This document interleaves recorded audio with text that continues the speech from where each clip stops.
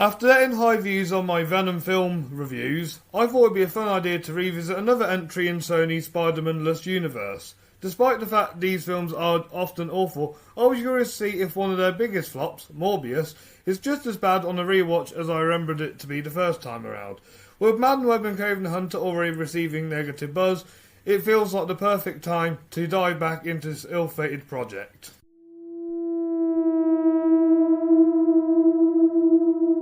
Greetings and welcome to Fright Night Flix, where every night is Fright Night. Since we've tackled the Venom trilogy over here at Fright Night Flix, it only made sense to explore the other films in Sony's shared continuity.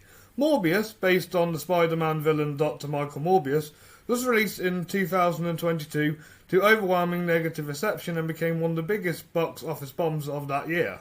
The film stars Jared Leto as a titular character, chronologically his transformation into a living vampire after attempting to cure a severe blood disorder.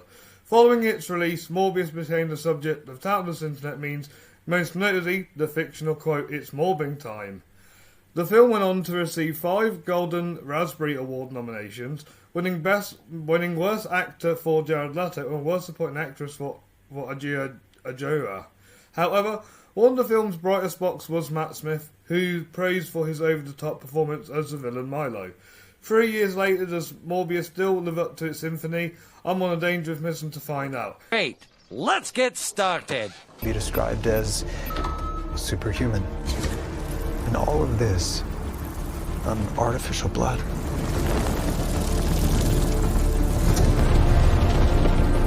I've become something different.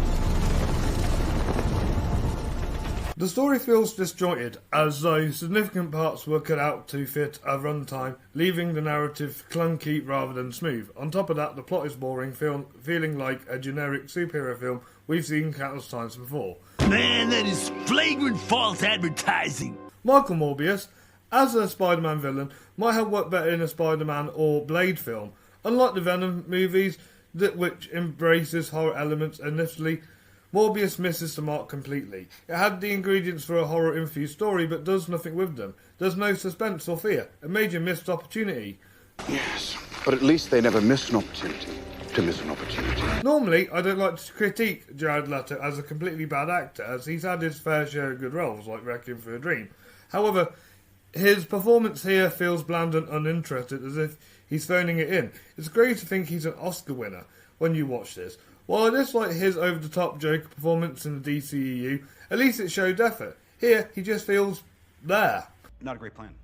The supporting cast is similarly uninspired, with the exception of Matt Smith.